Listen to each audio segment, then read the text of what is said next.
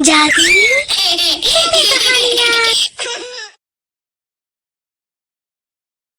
खुशबू की बीमारी की वजह से उसका चेहरा काला पड़ रहा था और उसके चेहरे में दाग भी हो गए थे और तो और उसके बाल भी झड़ रहे थे। सभी लोग उसका बहुत मजाक उड़ाते थे। खुशबू की एक छोटी बहन भी थी जिसका नाम था कस्तूरी। कस्तूरी जो दिखने में बहुत ही सुंदर थी, उसे अपनी सुंदरता पर बहुत घमंड था। वो भी खुशबू को उसके रंग रूप की वजह से उसका मजाक उड़ाया करती थी।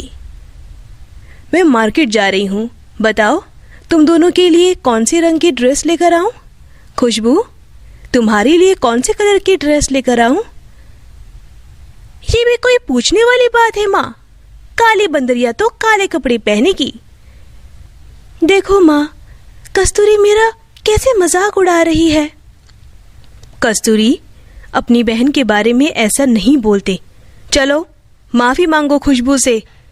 माँ, मैंने गलत क्या बोला? मैं नहीं मांगूंगी माफी। हाँ। ऐसे ही एक दिन खुशबू कुछ बंदरों को केला खिला रही थी। तभी उसकी कुछ सहेलियां वहां आई और बोली, अरे देखो देखो, काली बंदरिया बंदरों को केला खिला रही है। इसे कहते हैं अपने जैसे लोगों के प्रति सहानुभूति रखना। ये जानवर तुम जैसे इंसानों से तो अच्छे हैं, कम से कम ये किसी का दिल तो नहीं दुखाते। खुशबू को जानवरों से बहुत प्रेम था।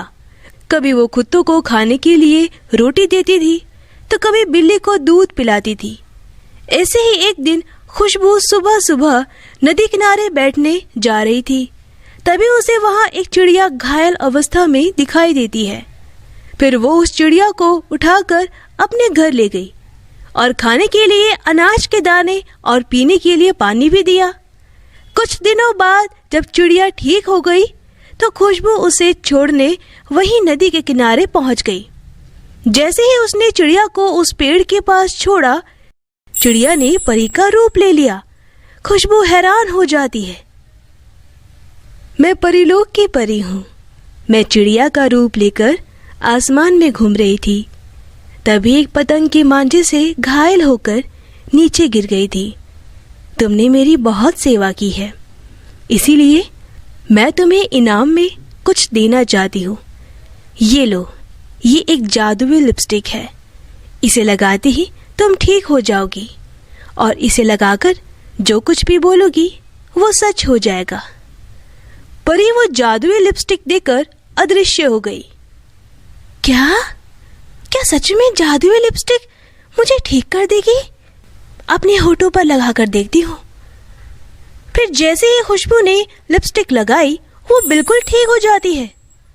सच में वो एक जादुई लिपस्टिक थी।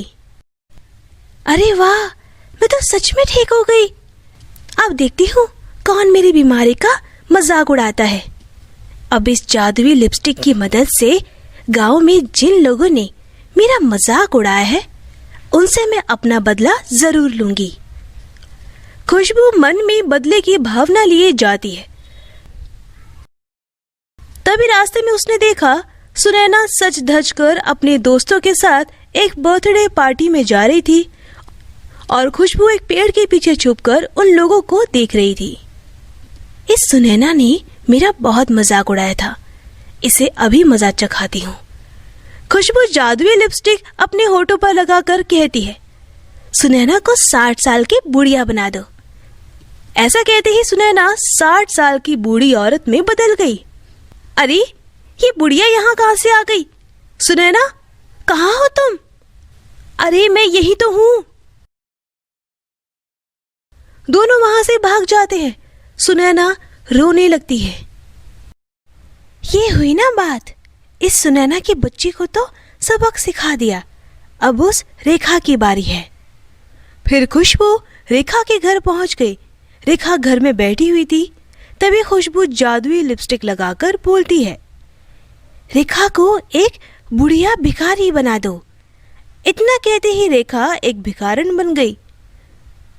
आंटी जी, जल्दी बाहर आइए, आपके घर में एक भिखारन आई है और आराम से बैठकर चाय नाश्ता कर रही है। अरे, ये भिखारन घर में कैसे घुस आई? चल जा यहाँ से, जा यहाँ से। रेखा की माँ ने रेखा को घर से बाहर निकाल दिया। ये देखकर खुशबू बहुत खुश होती है। अब मेरी प्यारी बहन की बारी है। खुशबू जब घर पहुंची तब कस्तूरी अपने बालों को संवार रही थी। अरे आ गई तू, कहाँ थी तब से? अरे तेरा चेहरा ठीक कैसे हो गया? अभी तुझे बताती हूँ। जादुई लिपस्टिक इसे वैसा ही बना दो जैसे पहले मैं थी। इससे पहले कस्तूरी कुछ समझ पाती, उसका चेहरा खुशबू के पहले वाले चेहरे जैसा हो गया था। अरे अरे ये क्या हो गया? मेरे चेहरे को क्या हो गया? मेरे चेहरे में दाग कैसे हो गए? जिन जिन लोगों ने उसका मजाक उड़ाया था, एक एक करके खुशबू ने सभी से बदला ले लिया। गांव के सभी लोग परेशान हो गए थे। फिर एक दिन परी वहीं से गुजर रही थी और उसने लोगों के रोने की आवाज़ सुनी। वो नीचे उतरी और गांव वालों से उनके रोने का कारण पूछा। आप लोग क्यों रो रहे हैं? खुशबू पता नहीं कहाँ से जादू टोना सीख कर आई है। उसने हम सब के बच्चों को बूढ़ा और बुढ़िया बना दिया। अब हमारे बच्चे फिर से जवान कैसे होंगे?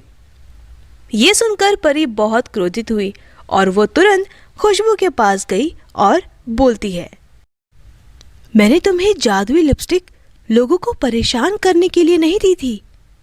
मैं जानती हूँ परी जी, लेकिन उन सब लोगों ने मेरा बहुत मजाक उड़ाया था, इसीलिए मैंने उनके साथ ऐसा किया ताकि भविष्य में वो कभी किसी के साथ ऐसा ना करे। लेकिन खुशबू, उन्हें उनकी गलती का एहसास दिलाने का तुम्हारा ये तरीका गलत है। मैंने सोचा था तुम इस जादुई लिपस्टिक का इस्तेमाल अच्छे कामों के लिए करोगी, क्योंकि मैं तुम्हें एक अच्छी और एक नेक लड़की मानती थी। परी की ये बात सुनकर खुशबू को अपनी गलती का एहसास हुआ। फिर वो परी से माफ़ी मांगती है।